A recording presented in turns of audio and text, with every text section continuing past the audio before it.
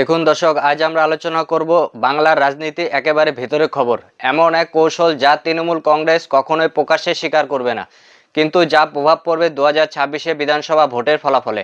আজকের আলোচনার শুরুতেই একটা প্রশ্ন: তৃণমূল কংগ্রেস কি আজ আর আগের মতন অজয় থাকতে পারবে, নাকি নিজেদের লাগাতার ভুল, দুর্নীতি, দমনপীড়ন আর ভোট ব্যাংক রাজনীতির কারণে তারা নিজেরাই মাটি আলগা করে ফেলছে?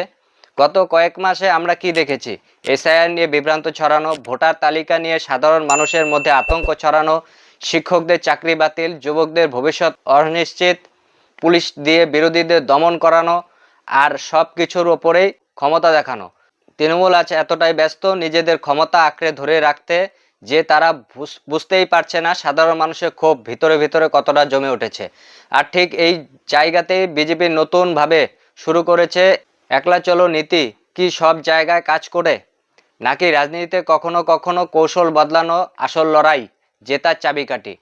দর্শক, আজকের খবরটা খুব পরিষ্কার। বিজেপি এবার আর আবেগ নয়, অঙ্ক কষে লড়াই করতে চাইছে।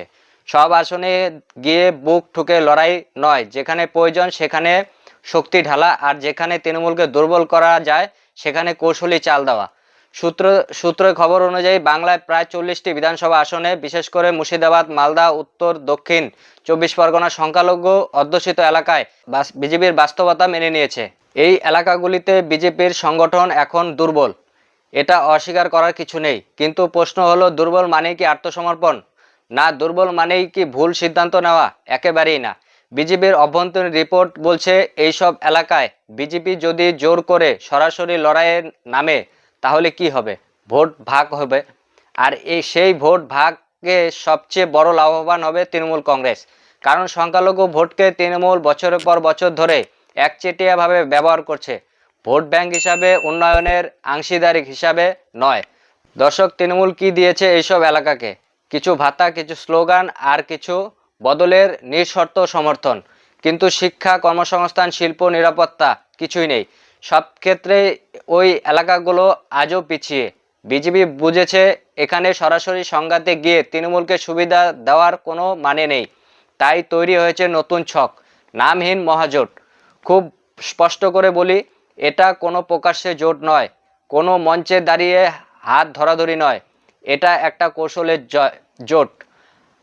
এই 40টি আসনে কোথাও বিজেপি প্রার্থী দিলেও প্রচার একদম সীমিত রইবে, কোথাও আবার প্রার্থী না দেওয়ার সম্ভাবনাও উড়িয়ে দেওয়া যাচ্ছে না। কিন্তু কেন? কারণ লক্ষ্য একটাই, তৃণমূলকে হারানো। বাম, কংগ্রেস, আইএসএফ বা যে কোনো আঞ্চলিক শক্তি যারা যদি তৃণমূলের বিরুদ্ধে লড়াইয়ে কার্যকর হয়, তাদের প্রতি বিজেপির পরোক্ষ সমর্থন থাকবে। ভোট যেন ছড়িয়ে না পড়ে, ভোট যেন তৃণমূল পক্ষে একজোট না হয়, তার জন্য। দর্শক, তৃণমূল এতদিন যে খেলাটা খেলেছে, আজ সেই খেলাটাই তাদের বিরুদ্ধে ব্যবহার করা হচ্ছে। ভোট ব্যাংক রাজনীতির অঙ্কই আজ তৃণমূল গড়ে ভাঙার চেষ্টা করছে বিজেপি। আর এর বদলে বিজেপি কি করবে? এই 40টি আসন বাদ দিয়ে বাকি 250টি আসনে সর্বশক্তি ঢালবে। সেখানে আর কোনো তৃতীয় শক্তি নয়, লড়াই হবে সরাসরি বিজেপি বনাম তৃণমূল।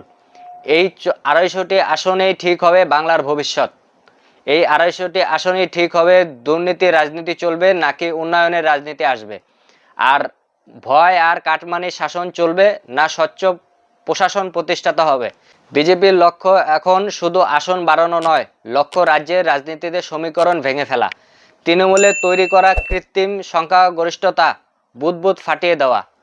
দর্শক, একটা কথা মনে রাখবেন, রাজনীতিতে সব যুদ্ধ সামনে থেকে হয় না। কিছু যুদ্ধ জেতা হয় পরিকল্পনা দিয়ে, ধৈর্য দিয়ে, সময় বুঝে চাল দেওয়া। এই কারণে বিজেপির রণনীতি এখন স্পষ্ট, কোথাও সম্মুখীন সম, কোথাও পরোক্ষ চাপ, কোথাও নীরব সমর্থন। আর এই কৌশলকে সঙ্গে সঙ্গে সংগঠনেও আসতে বড় পরিবর্তন। বিজেপি সূত্রে খবর, মকর সংক্রান্তির পর নতুন সর্বভারতীয় সভাপতি হিসাবে দায়িত্ব নেবেন বর্তমান কার্যকরী সভাপতি নীতিন নবীন। দায়িত্ব নিয়ে তার প্রথম বড় রাজনৈতিক সফর হতে চলেছে বাংলা। কেন বাংলা? কারণ বাংলা এখন বিজেপির কাছে সবচেয়ে গুরুত্বপূর্ণ যুদ্ধক্ষেত্রগুলোর মধ্যে একটা। 2024-এর পর 2026, এই 2 বছরের ব্যবধানেই ঠিক হবে বিজেপি কি বাংলায় সরকার গঠনের পথে এগোচ্ছে, না তৃণমূল কংগ্রেস আবার ক্ষমতায় থেকে যাবে। নীতিন নবীন বাংলা সফরের আগে রাজ্য কমিটি ইতিমধ্যে ঘোষণা হয়েছে, জেলা কমিটি বুথ স্তরের সংগঠন ঢেলে সাজানোর নির্দেশ এসেছে কেন্দ্র থেকে। এবার আর অর্ধেক প্রস্তুতি নয়, এবার বুধে বুধে লড়াই হবে। দর্শক, তৃণমূল এতদিন ভেবেছিল বিজেপি মানে বিভাজনের রাজনীতি, কিন্তু আজ বিজেপি দেখিয়ে দিচ্ছে এটা কেবল আদর্শের লড়াই নয়, এটা কৌশলের লড়াই। তৃণমূল যদি ভাবে সংখ্যালঘু ভোট একচাটিয়া হলেই জয় নিশ্চিত, তাহলে তারা সবচেয়ে বড় ভুল করছে। কারণ মানুষ আজ প্রশ্ন করছে ভোট দিয়ে কি পেলাম। বিজেপি সেই প্রশ্নটা সামনে আনতে চাইছে। উন্নয়ন বনাম দুর্নীতি, কাজ বনাম কাটমানি এবং ভবিষ্যৎ বনাম ভাতা নির্ভর রাজনীতি। দর্শক, রাজনীতি এখন আর স্লোগানে চলে না, রাজনীতি চলে হিসেব নিকেশে। আর সেই হিসেবে বিজেপি এবার নজর রেখেছে 250টিরও বেশি আসনে। সব আসনে লড়াই নয়, যুদ্ধক্ষেত্র বেছে লড়াই। প্রয়োজন হলে পিছন দরজা দিয়ে ঢুকবে, কিন্তু লক্ষ্য একটাই, তৃণমূলের পতন।